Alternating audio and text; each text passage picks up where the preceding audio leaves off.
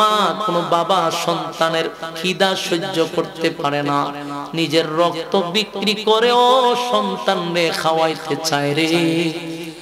মা বাবা নিজে ভালো একটা কাপড় পরে না, দেখবেন ঈদের সময় ঈদের মৌসুমে নিজের শরীরের কাপড়টা ভালো না, চিরে গেছে, এরপরও সন্তানের দিকে তাকাইয়া নতুন জামা সন্তানরে কিনে দেয়।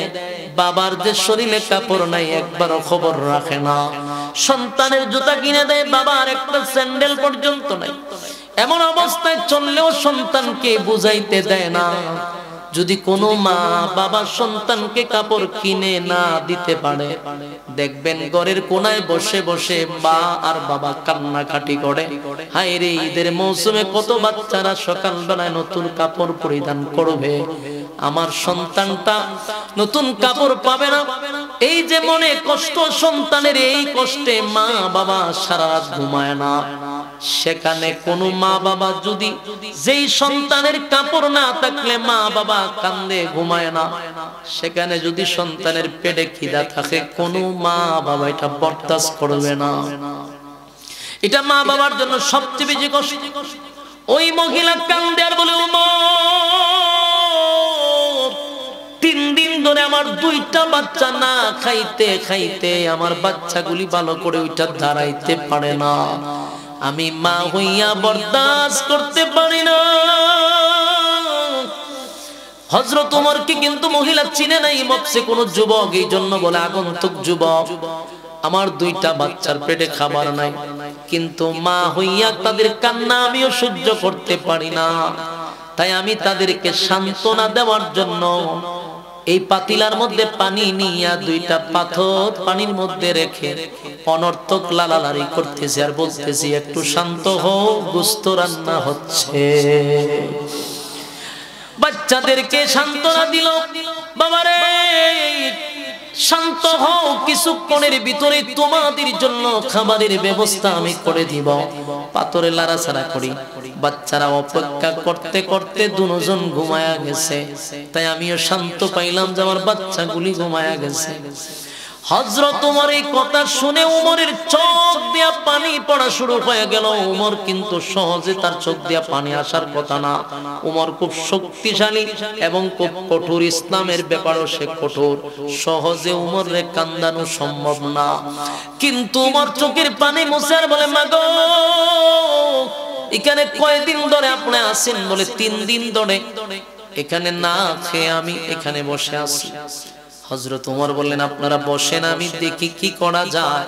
ওমর পরিচয় দেয় নাই। ওমর দৌড়াইয়া বাইতুল মালে গিয়া বলে, তোরা কে কোথায় আছিস রে, তাড়াতাড়ি বস্তা দে আমার কাছে। বস্তার মধ্যে আটা সবজি যা লাগে গোশত সব বস্তার ভিতরে বইরে, বস্তার মুখ বেঁধে কর্মচারীদেরকে বললো আমার কাঁধে তুলে দে। কর্মচারীরা বলল, স্যার আপনি দেশের বাদশা, অর্ধ পৃথিবী আপনার আঙ্গুলের ইশারায় পরিচালিত হয়, আমি তো আছি আপনার পাশেই তো থাকি, আমি একজন কর্মচারী, এটা তো আমার দায়িত্ব, এটা আপনার না। এই বস্তাটা আমি কর্মচারীর কাঁধে নেই, বলুন আপনি কোথায় নিয়ে যেতে হবে, এটা তো আমার দায়িত্ব। হযরত ওমর বলে, আর একটা কথাও বলবি না, আমার কবরে তুই যাবি না, আমার হিসাব তুই নিবি না, তাই আমি বলছি বস্তাটা আমার কাঁধে তুলে দে, এটা আমার দায়িত্ব, তোর দায়িত্ব না। অর্ধ পৃথিবীর বাদশা হযরত ওমর, যার কাঁধের মধ্যে ওই বস্তা নিয়া জঙ্গলের ভিতরে ঢুইকা মহিলার কাছে বস্তা লামাইয়া নিজের হাতে রুটি বানাইয়া, নিজের হাতে পাক করে রুটি বানাইয়া বাচ্চাদেরকে ঘুম থেকে উঠাইয়া ওমর নিজের হাতে বাচ্চাদেরকে খাওয়াইতেছিল। আর মহিলা পাশে বৈশা বলতেছিল, এই দেশের বাদশা যদি উমরকে না বানাইয়া তোমারে বানাইতো। সুবহানাল্লাহ। ওই মহিলা বলে, কে বানাইলো উমরকে দেশের বাদশা? কিয়ামতের মাঠে উমরের বিরুদ্ধে আমি মহিলা আল্লাহর দরবারে নালিশ করব, তোমারে কেন আল্লাহ দেশের বাদশা বানাইলো না? হযরত ওমরের পা গুলি কাঁপতে শুরু করছে, হাত কাঁপা শুরু করছে। মহিলা যখন বলছে আল্লাহর কাঠগড়ায় দাঁড়াইয়া আমি ওমরের বিরুদ্ধে নালিশ করব, ওমরের এরিয়ার ভিতরে আইসা 3 দিন ধরে আমি না খেয়ে আছি, তোমার মতো যুবক যদি দেশের বাদশা হইতা এদেশের নাগরিকরা কোনোদিন কষ্ট পাইতো না। ওমর কথাগুলি শুনে আর খাওয়ায় আর আটু কাঁপতেছে, শরীর কাঁপতেছে। একটা পর্যায়ে ওমর বলেন, মা গো, ও মা, এই তো আপনার আমি খাবার দিলাম, আর আপনাকে বলে যাই আগামী কালকে ওমরের দরবারে আপনি যাবেন, সেখানে গেলে আপনি আমারে পাবেন, দেখি আপনার জন্য আরো কিছু করা যায় কিনা। এই মহিলারে খাবার খাওয়াইয়া হযরত ওমর চলে গেল। পরের দিন মহিলা তার সন্তান লইয়া ওমরের রাজ দরবারে যখন গেল, গিয়া দেখে যেই জায়গাতে বাদশা বসার কথা সেখানে ওই যুবক, রাত্রের যুবক এখানে বসে আছে। হযরত ওমর সাধারণ কোনো ব্যক্তি নয়, যার মেজাজ অনুযায়ী 21টা আয়াত আল্লাহ কোরআনে নাযিল করছে। উমরের মেজাজ মত আপনারা কি মনে হয় উমর সাধারণ ব্যক্তি?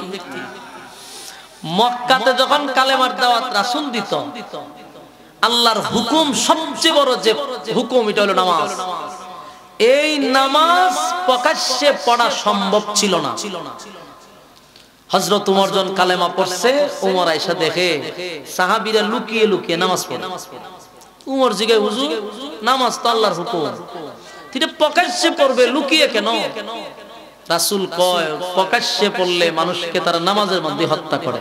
নাউজুবিল্লাহ।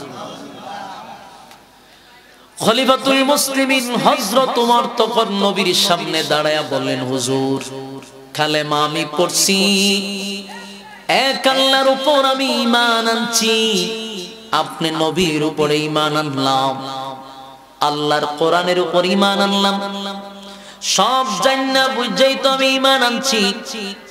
আর আল্লাহর হুকুম সমাজের মধ্যে গোপনে গোপনে গোপনে গোপনে হবে, এটা তো আমি বরদাস্ত করব না। আল্লাহর নবী বলেন, ওমর প্রকাশ্যে নামাজ পড়া যায় না গো, নামাজ পড়তে গেলে তারা মানুষের উপরে, সাহাবীদের উপরে আক্রমণ করে।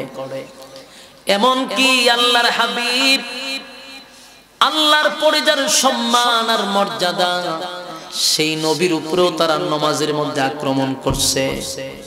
নাউজুবিল্লাহ বারিয়া। আল্লাহর হাবিব খানায়ে কাবার সামনে নামাজে ছিল, এই আবু জাহেলের ছেলেপেলারা নবীর গলার মধ্যে ফাঁস লাগায়া দিছে। প্রকাশ্যে নামাজ পড়ার কারণে নবীর গলার মধ্যেও তারা ফাঁস লাগাইছে। কত সাহাবীরে নামাজের মধ্যে হত্যা করছে, শাহাদাত বরণ করছে সাহাবীরা। এই যুবক ভাইরা, এই নামাজ কায়েম করতে গিয়া বহু সাহাবীরা শাহাদাত বরণ করছে। তখনও লুকিয়ে লুকিয়ে লুকিয়ে লুকিয়ে নামাজ পড়তো রে, প্রকাশ্যে নামাজ পড়ার সাহস কারো ছিল না। হযরত ওমর বলে, নবী গো, আমি ওমর কালেমা পড়লাম, আর মক্কাতে আমার সাথী সঙ্গীরা লুকিয়ে লুকিয়ে নামাজ পড়বে, আমি ওমর এটা বরদাস্ত করতে পারি না, অনুমতি দেন আমারে, অনুমতি দেন, আমি একটা বক্তব্য দিব, একটা বক্তব্য দিব। আল্লাহর হাবিব হযরত ওমরকে বক্তব্য দেওয়ার জন্য অনুমতি দান করলেন। হযরত ওমর একটা তরবারি হাতে লইছে, লইয়া মক্কার অলিতে গলিতে তরবারি ঘুরায় আর বলে, মক্কার বাসীরা ভালো করে শুনে রাখ, আমি ওমর ইসলাম ধর্ম গ্রহণ করছি। সুবহানাল্লাহ। আমি একত্ববাদী খোদার উপর ঈমান আনছি। আজকের পর থেকে মক্কা নগরীতে নামাজ আল্লাহর হুকুম প্রকাশ্যে পড়া হবে। কেউ যদি বাধা দিতে চাস তাহলে শুনে রাখ, তোদের স্ত্রীকে যদি বিধবা করতে চাস, তোদের সন্তানগুলাকে যদি তোরা বিধবা করতে চাস, তাহলে আমি উমরের তরবারির নিচে আয়, দেখি তোদের বুকের কত পাটা। উমর উমর এত বড় সাহস। আবু জাহেল মনে করছে কে রে এত বড় বড় কথা কয়। আবু জাহেল তরবারি নিয়ে ঘর থেকে বাহির হইয়া দেখে হযরত উমর দাঁড়ায় আছে। আবু জাহেল একটা দূর মাইরা গরির ভিতরে আবার ঢুকছে। আবু জাহেলেরও সাহস নাই উমরের সামনে দাঁড়াইয়া কথা বলা, কারণ উমর কথা বলতো কম, হাত চলতো বেশি। ওনার হাত আগে চলতো, এজন্য উমরে সবাই ভয় পাইত। উমরে শুধু মানুষে ভয় পাইতো এমনটা না। কিতাবে লেখছে উমর যেই রাস্তা দিয়া যাইতো শয়তান বলেও সেই রাস্তা দিয়া যাইতো না। আচ্ছা বলেন তো, মানুষের সাথে তো শুরুর থেকে শয়তান লাগানো, ঠিক না? শয়তান তো মানুষের সাথে শুরুর থেকেই লাগানো। সবার সাথে শয়তান আছে। নবীদের সাথেও শয়তান থাকতো, কিন্তু নবীদের কাছে শয়তানরা মুড়ি দিয়ে যেত। কিন্তু শয়তান চেষ্টা করত মানব জাতিরে পথভ্রষ্ট করার জন্য। এটা তো শয়তান আগে থেকেই আল্লাহর সঙ্গে চ্যালেঞ্জ করছে যে আপনার মানব জাতির সাথে আমি লেগে থাকব। শয়তান আদম নবীরও ছেড়ে দেয় না। তাহলে শয়তান তো মানুষের প্রকাশ্য দুশমন। শয়তান সবার সাথে থাকে, কিন্তু হযরত উমর রে শয়তানে পর্যন্ত ডরাইতো। সুবহানাল্লাহ। শয়তান ভয় পাইতো, রাস্তা দিয়া গেলে এই রাস্তা দিয়ে শয়তান যেত। চিন্তা করেন উমর কেমন জিনিস। হযরত উমর ইসলামের জন্য, দ্বীনের জন্য কি পরিমাণ তার অবদান, শুধু একটু দিলের কান লাগায় শুনেন। উমর সাধারণ কোন সাহাবী না, এটা আপনাদেরকে আমি বুঝাইতে চাই। এরপরে সামনের আলোচনা বুঝতে পারবেন। হযরত উমর এমন একজন ব্যক্তি, যেই উমর জমিনে যদি আঘাত করছে ভূমিকম্প বন্ধ হয়ে গেছে। সুবহানাল্লাহ। একবার মদিনাতে ভূমিকম্প শুরু হয়েছে। হযরত উমর নামাজে ছিল, হাতের পাশে একটা লাঠি ছিল, লাঠি দিয়া জমিনের মধ্যে একটা বাড়ি মারছে আর কয়, এই জমিন তোর সাহস কত?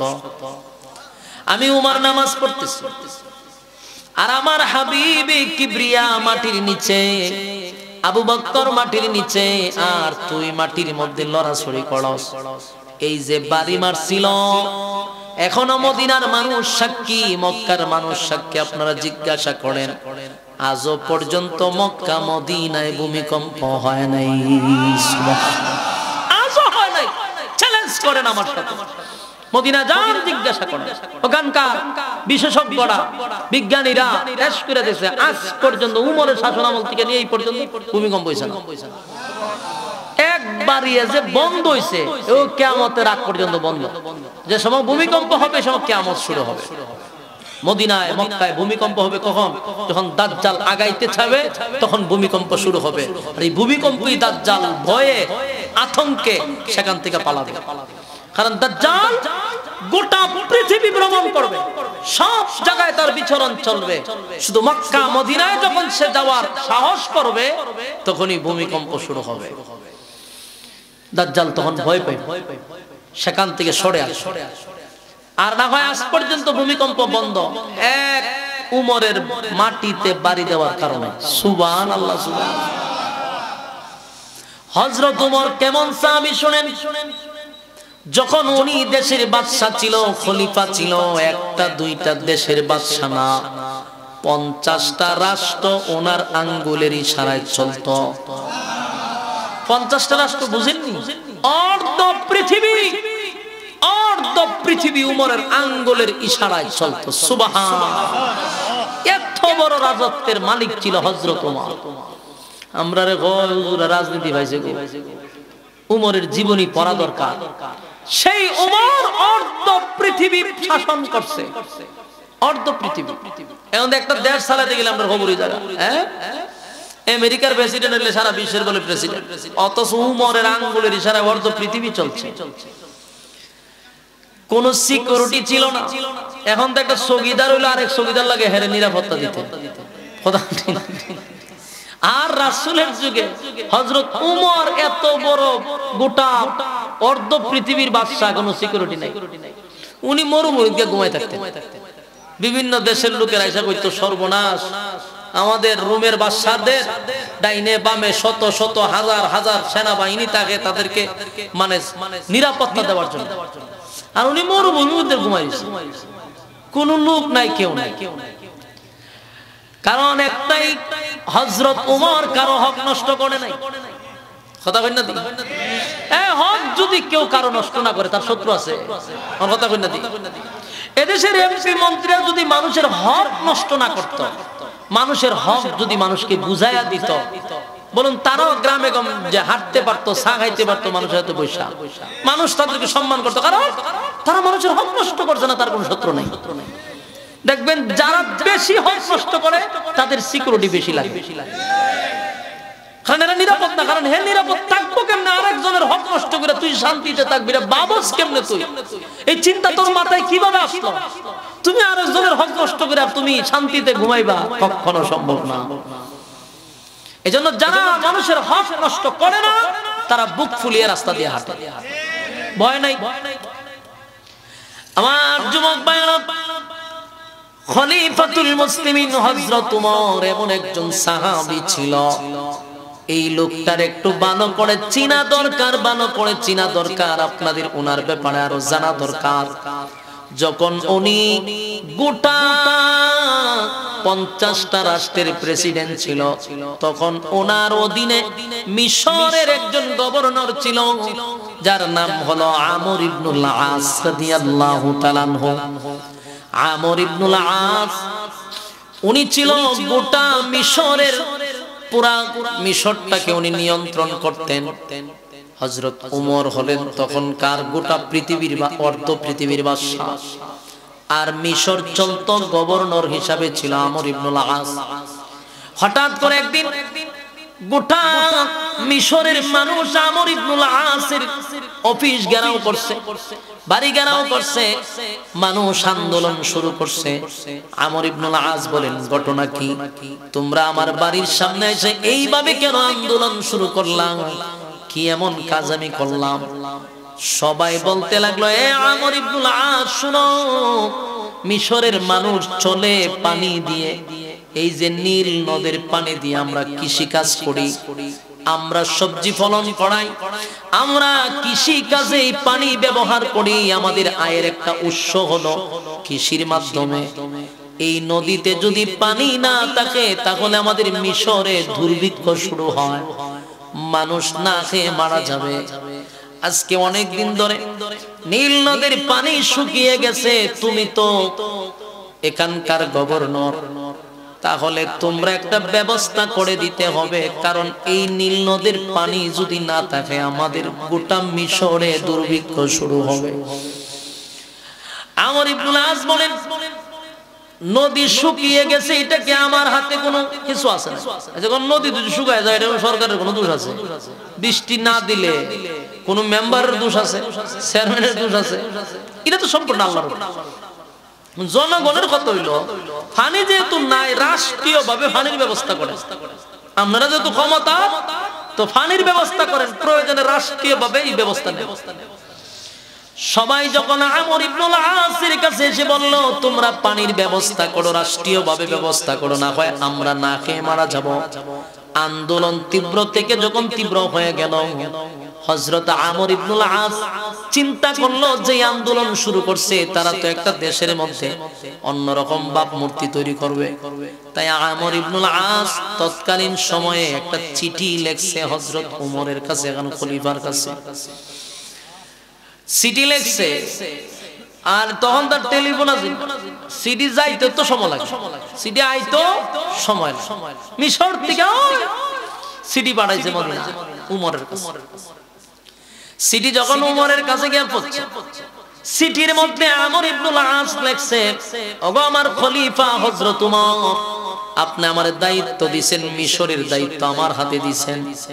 মিশরে আমি আমার দায়িত্ব পালন করতেছি, কিন্তু আজকে কয়েকদিন ধরে মানুষের মধ্যে এত আন্দোলন শুরু হয়েছে, নীল নদীর পানি শুকিয়ে যাওয়ার কারণে মানুষ না খেয়ে মারা যাবে, দুর্ভিক্ষ শুরু হবে। তাদের প্রধান কাজ হলো কৃষি, সেখানকার কৃষির অবস্থা খুব খারাপ। আপনার দৃষ্টিতে একটা ব্যবস্থা নেওয়া দরকার। আমি আমার খলিফাকে চিঠিটা দিয়া জানায়া দিলাম, মিশরের পরিস্থিতি বর্তমানে ভালো না, এর একটা ব্যবস্থা নেওয়া যায় কিনা আমার খলিফার কাছে আমি চিঠি দিলাম। হযরত ওমর চিঠিটা পড়ে উনি আরেকটা চিঠি লিখলেন। তবে সবচেয়ে বড় আশ্চর্যের ব্যাপার হলো হযরত ওমর চিঠিটা আমর ইবনুল আসের উদ্দেশ্যে লেখে নাই। চিঠি হযরত ওমর লেখছে নদীর কাছে। হ্যাঁ, চিঠি লেখছে কার কাছে? নদীর কাছে চিঠি লেখছে। এখন এই যুগে যদি এরকম হইতো তো মানুষ হাসি তামসা করতো, টিটকারি মস্কারি করতো, ঠিক না? তখনও করছে। চিঠি যখন লেখা পাঠাইছে, চিঠিটা লেখছে নদীর কাছে, আমর ইবনুল আসের কাছে যখন চিঠি গেল, যখন আমর ইবনুল আস দেখলো চিঠি তো আমরের কাছে দেয় নাই, চিঠি তো দিছে নদীর কাছে। যখন জনগণ জানতে পারল দেশের বাদশা খলিফা হযরত ওমর চিঠি দিছে নদীর কাছে, মানুষ এটা নিয়ে আরো ক্ষিপ্ত হইছে, আরো রাগ বাইরা গেছে, খুব বাইরা গেছে। সবাই বলা বলি করতে লাগলো, এই মিশরের অবস্থা ভয়াবহ, আর খলিফা আমাদের সঙ্গে মস্কারা কেন করলো, আমাদের সঙ্গে ফাজলামু কেন করলো? কারণ উনি একজন দেশের বাদশা, আমরা মুসিবতে আছি, পানির সংকটে আছি, উনি আমাদেরকে একটা সলিউশন দিবে, কিন্তু তা না, উনি নদীর কাছে চিঠি দিয়া তো আমাদেরকে লজ্জিত করলো, উনি আমাদেরকে হাস্যকর বানাইলো, আমাদের সাথে ইতরামি করলো। তার ধারণা এমনটা কেমন তো আমর ইবনুল আস বুঝতে পারছে ওমর সাধারণ কোন সাহাবী না। এখন তারা আমর ইবনুল আসের প্রতি আরো ক্ষিপ্ত হইছে, এমন ফাজলামি শুরু করছে, দেশে পানি নাই, কৃষি করতে পারি না, আমাদের বাচ্চা কাচ্চা না খায় মরতেছে, আর আপনার বাদশা সিডি দিছে নদীর কাছে, এটা তো আমাদের সাথে একটা তামাশা শুরু করছে। বাহ্যিক চোখে যেটা তামাশাই মনে হয়। আর যখন আমরা বেগুনের দাম বাইরে গেছে, আমরা প্রধানমন্ত্রী কিতা কইছি যে আপনারা এক কাজ করেন, মিষ্টি কুমড়া দিয়া বেগুনি বানায় খাইলাম, কইছি না? দেশের জনগণ কয় এমনিতেই মেজাজ গরম, জিনিসপত্রের দাম বেশি, হেবেডি আমরা সাথে করে ফাইজলাম। বা চালের দাম বাড়ছে বলে কয় চাউলের বদলে আপনারা আলু খান। এগুলা জনগণের সাথে মস্কারি না, ইত্রামি না? কিন্তু হযরত ওমর যে চিঠি দিয়েছেন নদীর কাছে, হেরাও কয় আমরা সাথে তো একটা ফাইজলামি শুরু করছে। এখন আমর ইবনুল আসে পড়ছে আরেক মুসিবত, আগের থেকে আন্দোলন আরো বাড়ছে। গোটা মিশরের মানুষ কেঁপে গেল।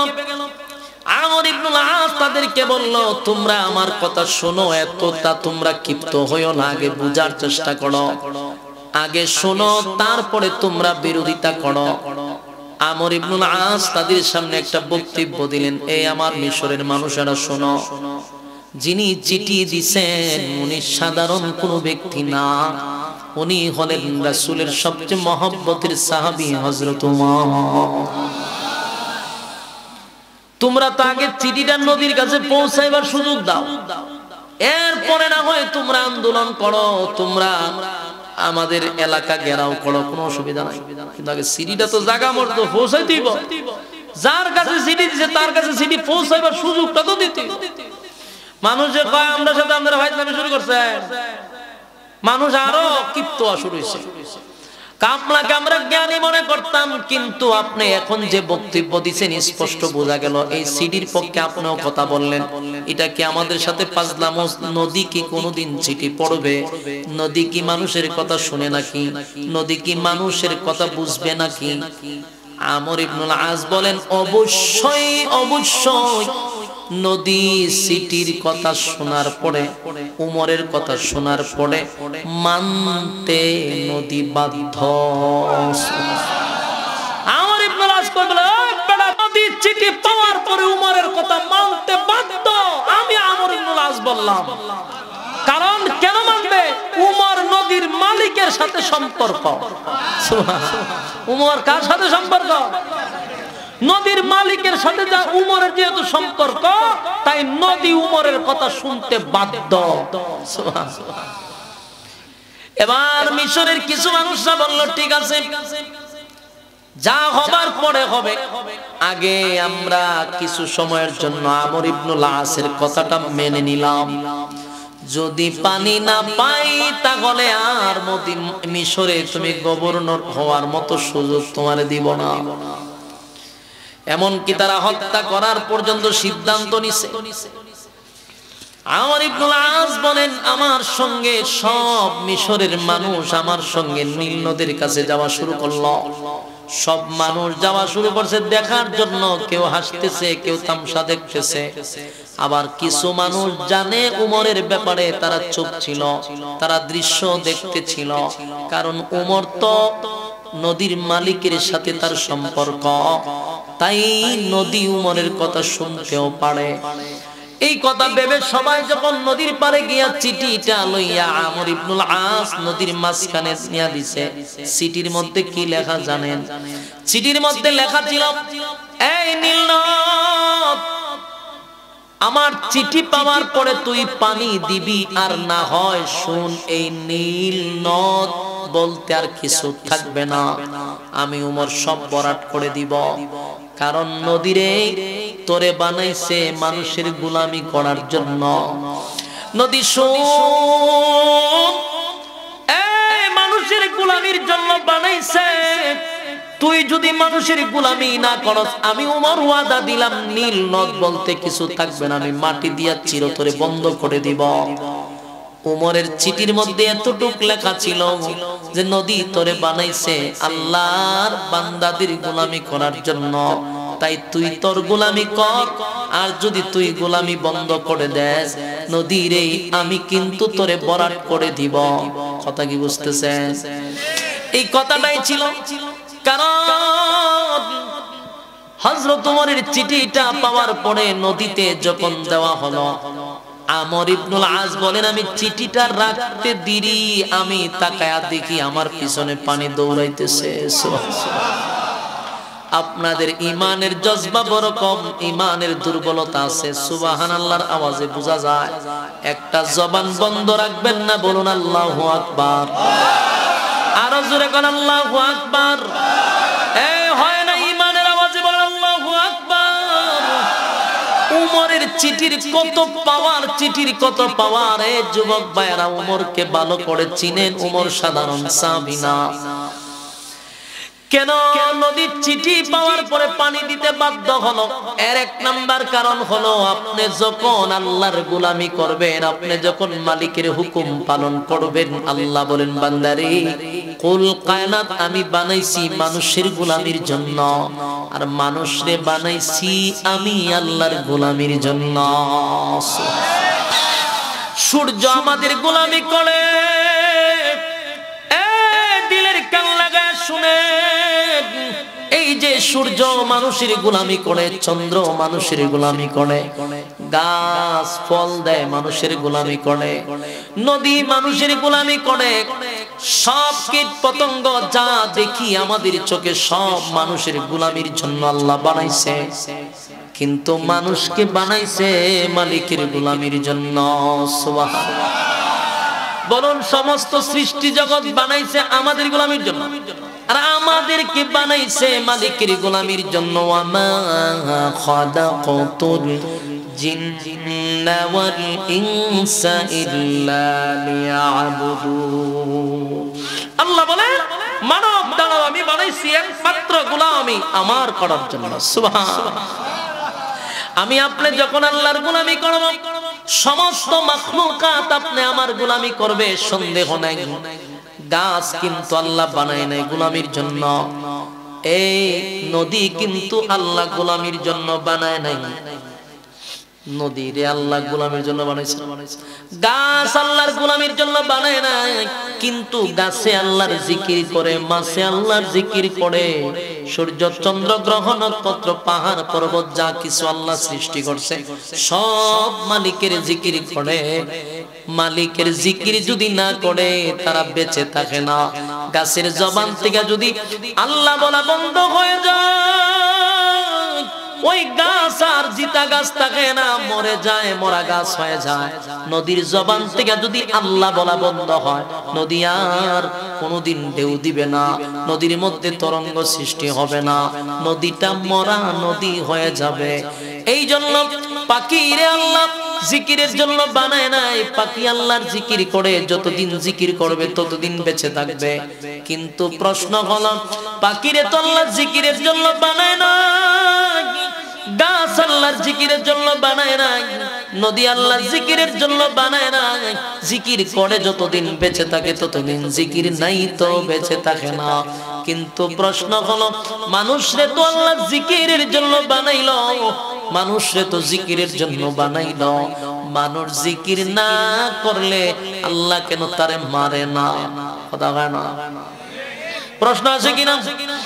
গাছে জিকির না করলে গাছ মারা যায়, এরপরও গাছ আল্লাহ জিকিরের জন্য বানায় নাই, কিন্তু জিকির করলে বেঁচে থাকে, না হয় মারা যায়।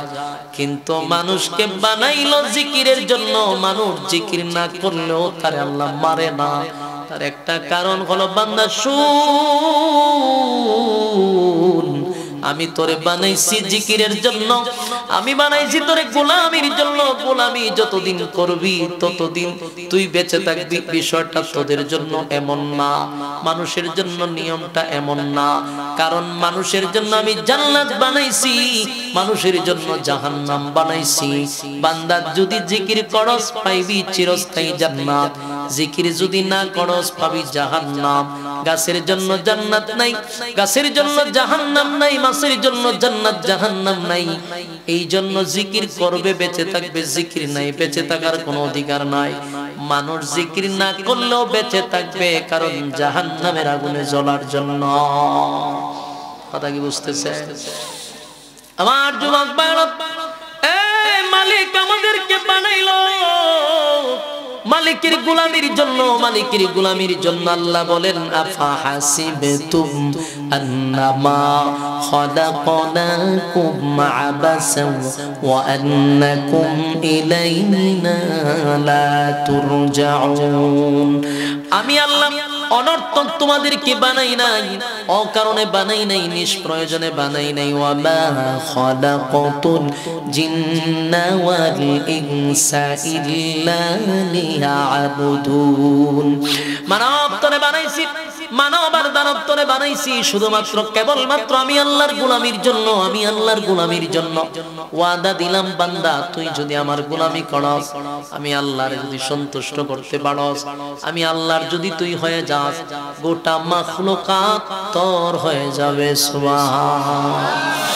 আমার যুবক ভাইটা বাস্তব কথা, আপনি যদি আল্লাহর হয়ে যান, গোটা মাখলুকাত আপনার হয়ে যাবে, সন্দেহ নাই।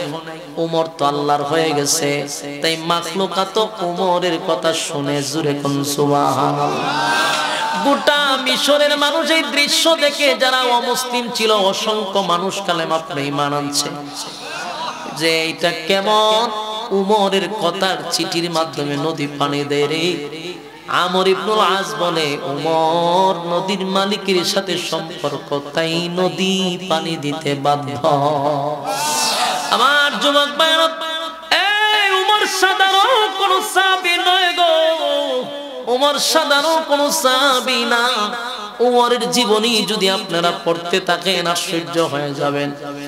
ভারতের যিনি আগে ছিল ইন্দিরা গান্ধী হয়, নাম জানে কি আছে? এই মহিলার একটা বক্তব্য আমি শুনছিলাম, উনি হিন্দিতেই বলছিল যে তোমরা যদি রাষ্ট্র চালাইতে চাও তাহলে উমরের জীবনী পড়ো। একটা হিন্দু মানুষ হইয়া বুঝতে পারছে, অধিকাংশ দেশের রাজা বাদশারা উমরের জীবনী পড়ে। যদি রাষ্ট্র কেউ চালাইতে চায়, আপনি যদি চেয়ারম্যান থেকে নিয়ে একেবারে উচ্চ পর্যায়ে যাইতে চান, অবশ্যই উমরের জীবনী আপনাকে বেশি বেশি করে পড়তে হবে। পৃথিবীতে এমন রাজত্ব, এমন বাদশা আর আসবে না, উমরের মতো ইনসাফওয়ালা ব্যক্তি এই জমিনের পাও রাখবে না। উমরের শাসন আমলটা বড় মারাত্মক আশ্চর্য ছিল, কারণ কোন বাদশা এমনটা পৃথিবীতে করে নাই যা উমর করে গেছে। এই আমাদের দেশের রাজা বাদশারা, তাদের জন্য কত সিকিউরিটির প্রয়োজন হয়, কত দেহরক্ষীর প্রয়োজন হয়, কত মানুষ তাদের আশেপাশে থাকতে হয়, উপরে থাকতে হয়, নিচে থাকতে হয়। ঠিক নেই? কোন সময় কেনা মাইরা যায়, নিচে দিয়া চলে না, হেলিকপ্টারে চলতে হয়। আর হযরত ওমর অর্ধ পৃথিবীর বাদশা হওয়ার পরে প্রতিদিন রাতের বেলায় ঘরের ভিতরে থাকতেন না, রাজত্বে থাকতেন না, সিভিল বেশে মানুষের দ্বারে দ্বারে ঘরে ঘরে গিয়া দেখতেন মানুষ কোন হালতে আছে, কে কোন অবস্থায় আছে, এটা লুকিয়ে লুকিয়ে দেখতেন। আমার যুবক ভাইয়েরা, হযরত ওমর একদিন রাস্তা দিয়া যায় আর দেখে গভীর জঙ্গলের কাছাকাছি একটা তাঁবুর মধ্যে আলো দেখা যায়। হযরত ওমর তাঁবুটার কাছে গিয়া দাঁড়ায়া দেখে একজন মহিলা একটা পাত্রের মধ্যে পানি লইয়া দীর্ঘক্ষণ সময়টা চুলার মধ্যে দিয়ে রাখছে আর পানির মধ্যে লাড়াচাড়া করতেছে। হযরত ওমর দীর্ঘক্ষণ সময় দাঁড়ায়া ছিল যে মহিলাটা কি করে, কিন্তু এত সময় যেহেতু চুলার থেকে উনি পাতিল নামায় না, হযরত ওমরের সন্দেহ লাগলো। আস্তে করে মহিলার কাছে গিয়ে দাঁড়ায়া বলেন, এ মহিলা, এই গভীর রজনীতে একা নির্জনে এই খালি পাতিলার মধ্যে পানি দিয়া তুমি আগুন ধরাইছো, ঘটনাটা কি? মহিলা চোখের পানি ছেড়ে দিয়া বলে, এ আগন্তুক যুবক, অনর্থক দেই নাই।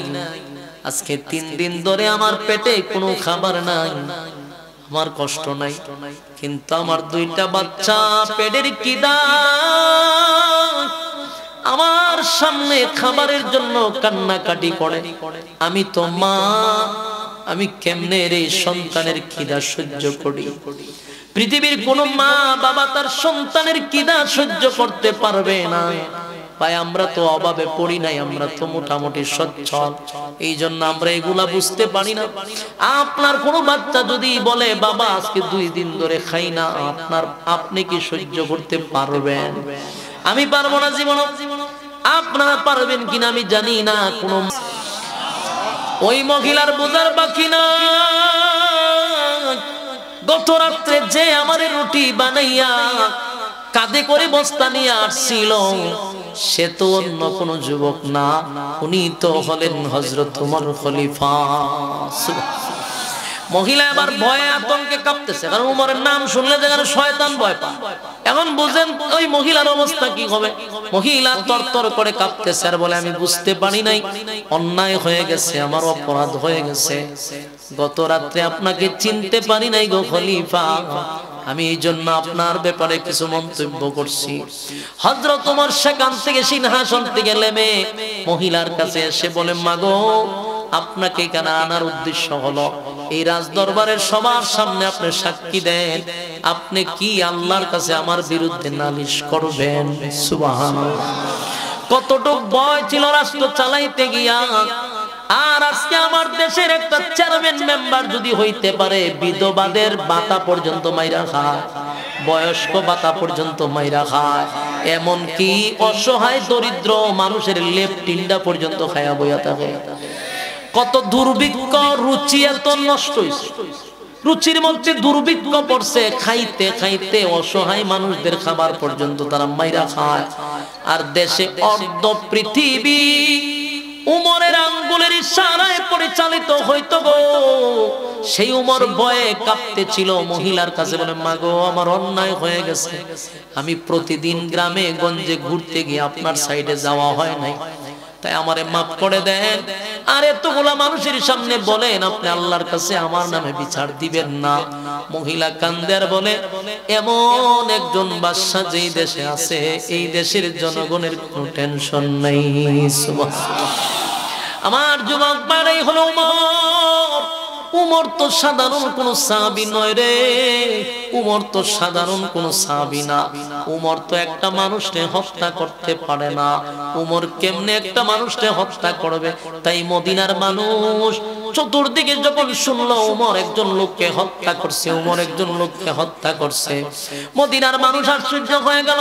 না, উমর একটা মানুষকে হত্যা করতে পারে না, হত্যা করলেও নির্দোষ মানুষকে উমর হত্যা করবে না। কিন্তু তদন্তে আসছে উমর একটা নির্দোষ মানুষকে হত্যা করছে, তাই উমরের বিরুদ্ধে হত্যা মামলা হয়ে গেছে। ইয়াদ আছে? ইয়াদ নাই? উমরের বিরুদ্ধে হত্যা মামলা হয়ে গেল, উমরের বিরুদ্ধে হত্যা মামলা হয়ে গেল। কিন্তু তদন্ত তো করলো পয়গম্বর নিজে, দেখলো যে হ্যাঁ, উমর যারে হত্যা করছে তার কোনো অপরাধ ছিল না। তাই উমরকে হত্যা মামলা দিয়া দিল। বিচারের কাজ শুরু হয়ে গেল।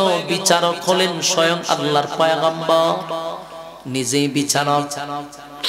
পয়গম্বর হলেন বিচারক, হযরত ওমর হলো অপরাধী। ওমরকে অপরাধীর কাঠগড়ায় নিয়ে দাঁড় করাইছে, আর পয়গম্বর বিচারকের আসনে বসছে। নবী রায় দিলেই ওমরকে মৃত্যুদণ্ড দেওয়া হবে। সারা মদিনায় কান্নার রোল পড়ে গেছে, হায় রে উমর একটা নির্দোষ মানুষকে কেমনে হত্যা করলো, কেমনে হত্যা করলো। কোর্টে যখন ওঠানো হলো, নবী তো বিচারক, হযরত ওমর কাঠগড়ায় দাঁড়ায় আছে অপরাধীর জায়গায়। নবীজি রায় দিবে আর ওমরকেও হত্যা করা হবে। যেই মাত্র রায় দিবে তখনই নবী তাকায়া দেখে নবীর সামনে হযরত জিবরাইল দাঁড়ায়া গেছে। সুবহানাল্লাহ। জিবরাইল আলাইহিস সালাতু ওয়াস সালাম পয়গম্বরের সামনে দাঁড়ায় বলে, নবী গো, রায় দিবেন পড়ে, রায় দিবেন আপনি পড়ে, আগে শুনেন আমার আল্লাহ কি বলছে। সুবহানাল্লাহ।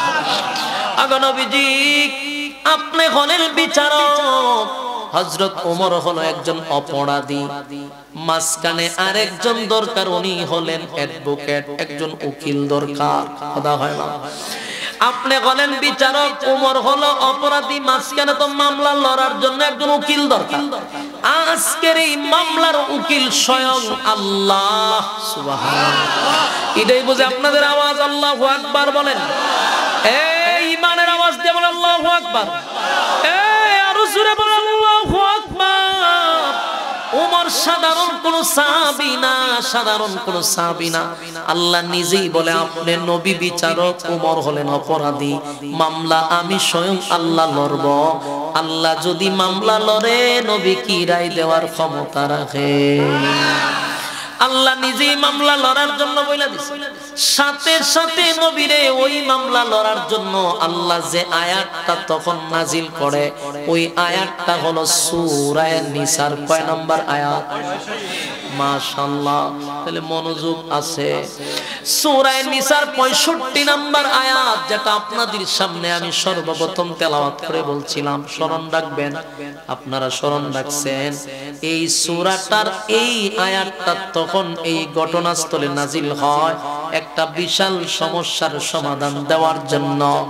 আল্লাহ বলেন, পয়গম্বর, ফালা ওয়া রাব্বিকা লা ইউমিনুনা হাত্তা ইউহাক্কিমুকা ফীমা শাজারা বাইনাহুম সুম্মা লা ইয়াজিদু ফী আনফুসিহিম হারাজাম মিম্মা قضيت ويسلموا تسليما। আল্লাহ বলে, ফালা ওয়া রাব্বিকা, ফালা ওয়া রাব্বিকা, আপনার রবের কসম, আপনার রবের কসম। আল্লাহ নিজেই আল্লাহর কসম করে বলতেছে, ফালা ওয়া রাব্বিকা, আপনার রবের কসম। পয়গম্বর, সারা মদিনার মানুষ জানে ওমর নির্দোষ মানুষটাকে হত্যা করছে, আর আপনার রব, আপনার রবের কসম করে বলতেছে, ফালা ওয়া রাব্বিকা, আপনার রবের কসম, ওমর কোন নির্দোষ মানুষকে মারে নাই, একটা দোষী মানুষকে ওমর হত্যা করছে। ওমর সাধারণ সাহাবী, কথা কয় না। উমরকে বলা হয় উমরে ফারুক, এর অর্থ হলো সত্য মিথ্যার পার্থক্যকারী। উমরের রাটারে যা ধরা পড়ে তা সবার রাটারে ধরা পড়ে না। উমর চেহারার দিকে তাকায় বুঝতে পারতো সে অপরাধী। উমরে আল্লাহ এত গুণ, এত সম্মান দিছে। সুবহানাল্লাহ। মাঝখানে আরেকটা কথা শুনাইলে আপনারা আরো সহজে বুঝতে পারবেন। একবার হযরত আলী রাদিয়াল্লাহু তাআলা ঘুমিয়ে আছেন, ঘুমের ঘরে হযরত আলী রাদিয়াল্লাহু তাআলা স্বপ্নে দেখতেছে নবী মসজিদের ইমামতিতে। হযরত আলী স্বপ্নে দেখতেছে নবী নামাজ পড়াইতেছে। তো সাহাবীরা সবাই তো নবীর পিছনেই নামাজ পড়ে, সাহাবীরা নামাজে দাঁড়াইছে, হযরত আলীও দাঁড়াইছে। নামাজ শেষে আল্লাহর হাবিব সালাম ফিরাইয়া সাহাবায়ে কেরামদেরকে নিয়ে মসজিদে নববীতে বসে থাকতেন, পয়সা তাসবিহ তাহলিল করে গল্প করতেন, সাথেন।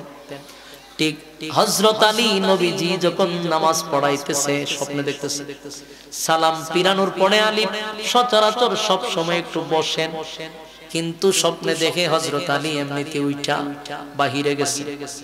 বাহিরে যাইতে তাকায়া দেখে একজন বৃদ্ধা মহিলা একটা জুরির মধ্যে অসংখ্য খেজুর নিয়ে আসছে। আয়েশা বলতে জালি, এই খেজুর গুলা তুমি রাসূলে আরবি সাল্লাল্লাহু আলাইহি সাল্লামের কাছে নিয়ে দিয়ে আসো এবং বলবা আমার খেজুর গাছের প্রথম খেজুরটা আমার নবী যেন সাহাবীদেরকে দেয়, নবী নিজে খায় এবং সাহাবায়ে কেরামদেরকে যেন দেয়, তাহলে আমার খেজুর গাছে বরকত হবে। সুবহানাল্লাহ। হযরত আলী খেজুরের ঝুড়ি নিয়ে নবীর কাছে দিলেন আর বললেন, পয়গম্বর, একজন মহিলা তার প্রথম খেজুর গাছের খেজুর আপনাকে দিছে আপনি খাওয়ার জন্য এবং সাহাবীদের মধ্যে বন্টন করার জন্য। আল্লাহর হাবিব বললেন, খেজুরের ঝুড়িটা হাতে নিয়ে সব সাহাবায়ে কেরামদেরকে দুইটা দুইটা করে দিলেন, দুইটা দুইটা করে সবাইরে দিছে। হযরত আলীরে একটা দিছে। হযরত আলী একটা খাওয়া শুরু, মুখ নিয়ে খাওয়া শুরু করছে। খাইতে খাইতে উনি হঠাৎ করে ঘুম ভেঙে গেছে। বেলালের আজান শুইনা হযরত আলীর ঘুম ভেঙে গেছে, দেখে নবীর স্বপ্নে দেওয়া খেজুর এখনো মুখের ভিতরে। সুবহানাল্লাহ। নবী যে স্বপ্নের বেলা খেজুর দিছিল হযরত আলীরে, এটা সিবাইতা যে আজান পড়ছে উঠছে বিসি ফালাইছে এই স্বপ্নের ভিতরে। ঘুম থেকে জাগ্রত হয়ে যে খেজুর এখনো মুখে আছে। সুবহানাল্লাহ। কিন্তু তখন নবীর ওফাত হয়ে গেছে, বহুদিন হয়েছে, এটা কিন্তু স্বপ্নে দেখছে। তখন খলিফা হলো হযরত ওমর। হযরত আলী স্বপ্ন তো দেখছে, তারপরে উনি দৌড়ায় আজান দিয়েছে, দৌড়ায় মসজিদে নববীতে গেছে, গিয়া ঠিক নামাজে দাঁড়াইছে। হযরত ওমর হলেন ইমাম, ইমামতি দিয়ে হযরত ওমর দাঁড়ায় আছে, আলী পিছনের কাতারে দাঁড়াইছে, নামাজ পড়ে শেষ। ওই স্বপ্নে যেভাবে ছিল ওনার জানতেই উনি সালাম ফিরাই একটু বাহিরে গেছে। বাহিরে গিয়ে যে মহিলা খারাপ, সুবহানাল্লাহ, বাড়ি গিয়ে বলে, কিরে মহিলার দিকে তো হযরত আলী চমকে গেছে, স্বপ্নে দেখছি মহিলারে। ঘটনা কি? মহিলা বলতেছে, আলী এই নাও আমার খেজুর গাছের প্রথম খেজুরটা ফাইরা আনছি, খলিফা হযরত ওমরের কাছে খেজুরটা দিবা, উনি যেন খায় এবং সব সাহাবীদের মধ্যে যেন বন্টন করে। সুবহানাল্লাহ। হযরত আলীর ভিতরে খালি এটা ঘুরতেছে যে কি দেখলাম আর কি হইতেছে। যাই হোক, উনি খেজুরের ঝুড়ি নিয়ে হযরত ওমরের কাছে দিলেন যে খলিফা, একজন মহিলা তার প্রথম খেজুর গাছের খেজুর পেড়ে আপনাকে দিছে, বরকতান, নিজে খাইতেন আমাদেরকে দিতেন। হযরত ওমর ঝুড়িটা নিয়ে সবাইরে দুইটা করে দিছে, দিয়া হযরত আলীরে একটা দিছে।